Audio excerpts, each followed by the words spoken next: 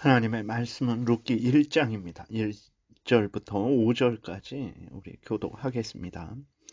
사사들이 치리하던 때에 그 땅에 흉년이 드니라. 유다 베들레헴의 한 사람이 그의 아내와 두 아들을 데리고 모압 지방에 가서 거류하였는데 그 사람의 이름은 엘리멜렉이요 그의 아내의 이름은 나오미요 그의 두 아들의 이름은 말론과 기럐이니 유다 베들레헴 에브랏 사람들이더라. 그들이 모압 지방에 들어가서 거기 살더니 나오미의 남편 엘리멜렉이 죽고 나오미와 그의 두 아들이 남았으며 그들은 모압 여자 중에서 그들의 아내를 맞이하였는데 하나의 이름은 오르바요 하나의 이름은 룻이더라. 그들이 거기에 거주한 지 10년쯤에 말론과 기럐 두 사람이 다 죽고 그 여인은 두 아들과 남편의 뒤에 남았더라. 아멘. 기도드리겠습니다. 살아계신 하나님 감사합니다. 이 시간 하나님의 말씀을 전하고자 합니다. 성령께서 역사하셔서 우리를 향한 하나님의 뜻을 잘 깨달아 알게 도우시고 하나님이 성경에서 알려주시는 대로 또 잘 믿고 따르게 도우소서. 감사드리고 예수 그리스도의 이름으로 기도드렸습니다. 아멘. 예, 오늘은 이제 사사기를 끝내고 룻기를 시작하고자 하는데 룻기에 대한 배경에 대해서 살펴보는 시간을 갖겠습니다. 룻기가 기록된 시기는 이제 1절에 기록되어 있는 대로 사사 시대입니다. 그러니까 1절에 사사들이 치리하던 때에라고 이렇게 분명하게 이 룻기의 배경이 되는 시대가 사사 시대라는 것을 분명하게 알려주고 있죠.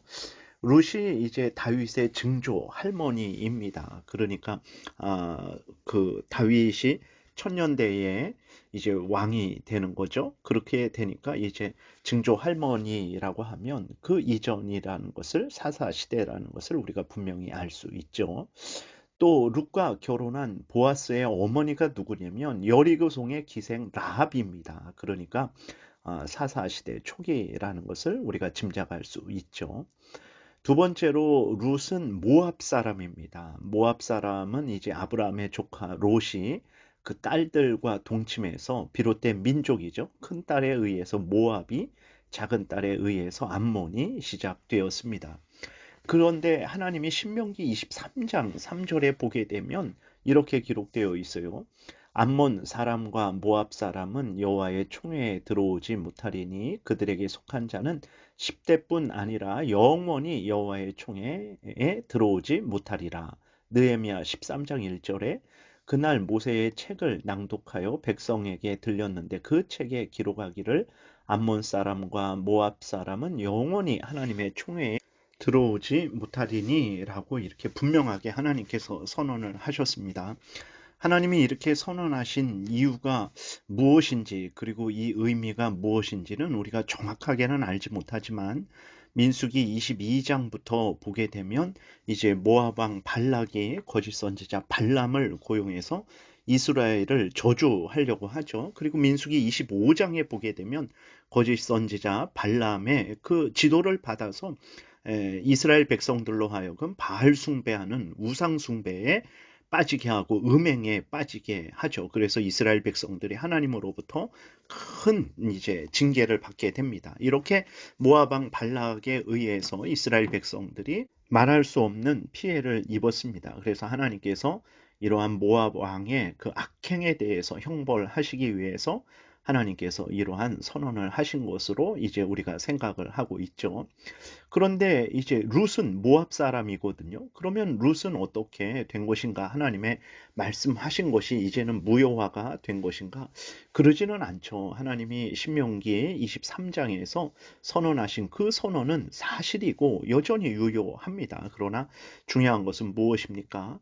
누구일지라도 죄를 회개하고 돌이키면 하나님께서는 그를 용서해 주시고 받아 주시는 것이죠. 그러니까 아무리 이스라엘 백성일지라도 죄를 회개하고 돌이키지 않으면 멸망을 당하는 것입니다. 그러나 아무리 모압 사람일지라도 죄를 회개하고 돌이키면 이제 하나님께서 그를 용서하시고 하나님의 자녀 삼아주시고 구원해 주시는 것이죠. 그렇기 때문에 룻이 자신의 죄악을 회개하고 하나님께로 돌이켰기 때문에 이제 하나님의 자녀가 된 것이고 이스라엘 백성이 된 것이고 다윗의 그 증조 할머니가 된 것이고 나아가서 이제 예수 그리스도의 조상이 된 것이라는 것을 우리가 알 수 있는 것입니다.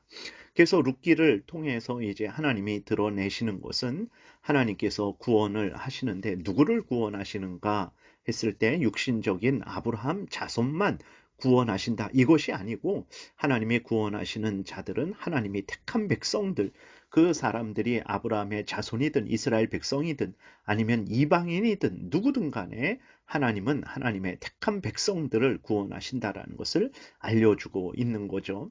하나님의 백성이 되는 자격, 조건은 없습니다. 그러니까 인간적인 인간적으로 누구의 후손이어야만 아브라함의 후손이어야만 하나님의 백성이 된다. 그런 것은 없습니다. 하나님의 백성이 되는 자격은 없는 거예요. 누구든지 예수 그리스도를 믿고 죄를 회개하면 하나님은 용서하시고 하나님의 자녀로 삼아 주신다라는 그거 하나인 거죠. 그렇기 때문에 룻이 모압 여인이지만 하나님의 무조건적인 은혜로 말미암아서 하나님의 백성이 되었고 다윗의 증조 할머니가 된 것이고 예수 그리스도의 조상이 되었다라는 것을 우리가 생각하면 되겠습니다.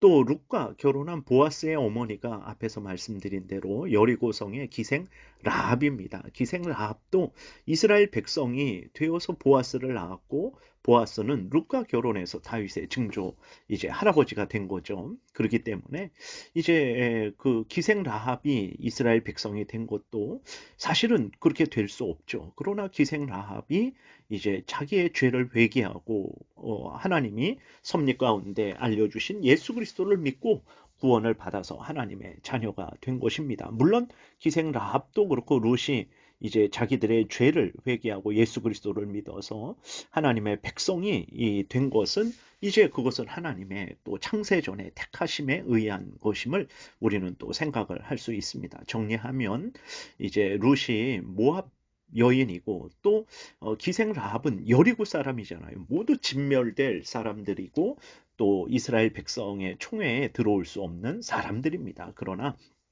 그럴지라도 죄를 회개하고 돌이키면 하나님은 용서하시고 그들을 하나님의 자녀로 받아주시는 거죠. 물론 죄를 회개하고 돌이키기 위해서는 그 전에 하나님의 창세 전에 택하심과 무조건적인 은혜가 있어야 되는 것이죠. 그 다음에 이제 특별히 룻을 통해서 또 드러나는 제도가 하나 있습니다. 그것은 기업을 물으는 제도죠. 고엘 제도라고 합니다. 기업을 물은다 그랬을 때 물은다라는 것은 이제 되찾는다, 구속한다, 값을 치른다 이런 의미예요. 그러니까 예를 들어서 가난해서 어떤 사람이 노예로 팔렸으면 친척이 그 값을 내주고 노예로 팔린 사람을 되찾을 의무가 있는 거죠. 이것을 고엘 제도라고 합니다. 기업을 물은다라고 하는 거예요. 오늘 본문에서 이제 룻이 아들 없이 과부가 되었잖아요. 그러면 그 죽은 남편의 가까운 친족들이 의무가 있습니다. 어떤 의무입니까? 룻을 취해서 그 죽은 남편을 대신해서 대를 이어 주어야 하는 의무가 있는 거예요. 하나님이 이러한 고엘 제도, 기업을 물으는 제도를 만드신 것은 첫 번째로는 이스라엘 민족이 이 땅에서 멸망하지 않도록 하시기 위해서 그렇습니다. 이러한 제도가 없을 때에 이스라엘의 그 민족이 더 이상 번성하지 못하게 되고 결국은 이 땅에서 멸망을 하게 되는 거죠. 그렇게 되면 하나님께서 이스라엘 백성들을 통해서 구원하시려는 그 구원의 역사가 이제 끊어지게 되는 거죠. 하나님께서는 그렇게 되지 않도록 이스라엘 백성들이 이 땅에서 번성할 수 있도록 이러한 고엘 제도, 기업을 물으는 제도를 만들어 두신 것입니다. 그리고 무엇보다도 이러한 고엘 제도를 통해서 기업을 물으는 제도를 통해서 하나님께서 의도하신 것은 무엇입니까? 인간들이 죄로 오염되고 부패되어서 영원한 사망의 형벌을 받아야 되는데 스스로 구원할 수가 없죠. 그래서 예수 그리스도께서 대신 그 값을 치러 주셔서 죄 가운데 멸망할 수밖에 없는 그 죄인들을 구원해 주시는 이 예수 그리스도로 말미암은 구원을 알려주시기 위해서 하나님께서 이러한 고엘 제도를 이스라엘 백성들에게 제정하셨다라는 것을 우리가 잊지 말아야 되는 것입니다. 즉 보아스가 기업 물을 자로서 역할을 해서 룻을 이제 살려준 거죠.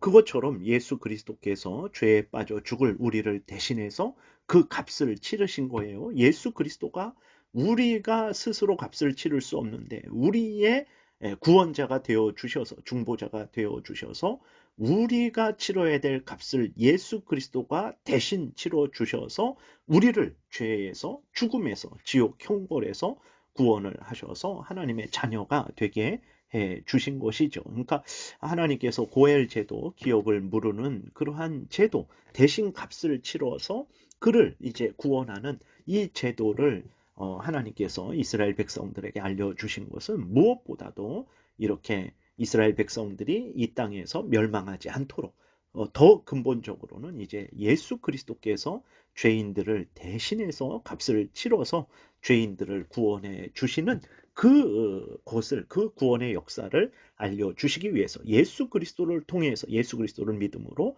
구원 얻는다라는 그 구원을 알려주시기 위해서 고엘 제도, 기업을 물을 제도를 제정하셨다라는 것을 우리가 분명히 기억해야 되겠습니다. 그러니까 룻기는 하나님께서 예수 그리스도를 통한 구원을 준비하시는 구원의 역사를 진행해 가고 계시다라는 것을 이제 분명하게 알려주시는 거죠. 단순히 효도하는 차원을 드러내는 것이 아닙니다. 물론 며느리가 시어머니를 버리지 않고 끝까지 함께하는 것을 통해서 마땅히 부모를 공경해야 함도 알려주고 있지만 하나님께서 이제 이 룻기를 통해서 가장 근본적으로 드러내시는 것은 하나님이 이스라엘 백성들을 주관하시고 다스리신다라는 사실, 그리고 무엇보다도 이제 보아스가 룻을 취해서 책임을 다하여 룻의 가문을 살려준 것처럼 예수 그리스도께서 죄에 빠져 죽을 우리를 대신해서 값을 치르셔서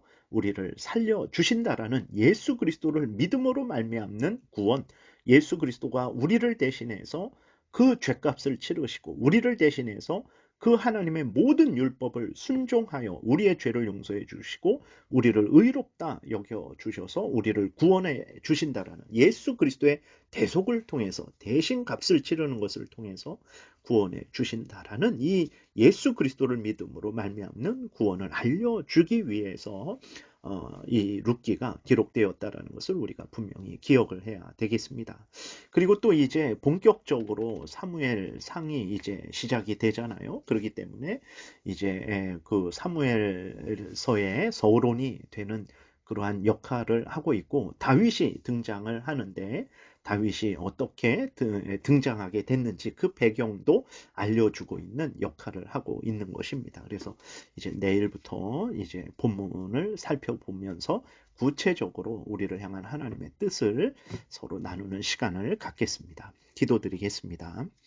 살아계신 하나님 아버지 감사합니다. 룻기를 통해서 하나님의 이스라엘 백성들을 돌보시는 섭리하심을 깨달아 알게 하시고 무엇보다도 우리 구주 예수 그리스도의 대속의 십자가 죽음을 통해서 우리를 살리시는 이 놀라운 구원의 은혜를 알려주시니 감사를 드립니다. 룻기를 통한 하나님의 뜻을 잘 깨달아 알게 도우시고 하나님의 놀라우신 은혜와 역사하심을 확인하게 하시고 감사하게 하시고 무엇보다도 우리가 사는 것은 우리의 구주 예수 그리스도에 의해서 산다라는 것을 분명히 깨달아 알고 우리 구주 예수 그리스도를 전적으로 믿고 의지하는 우리 모두가 되게 도우소서. 감사드리고 예수 그리스도의 이름으로 기도드렸습니다. 아멘.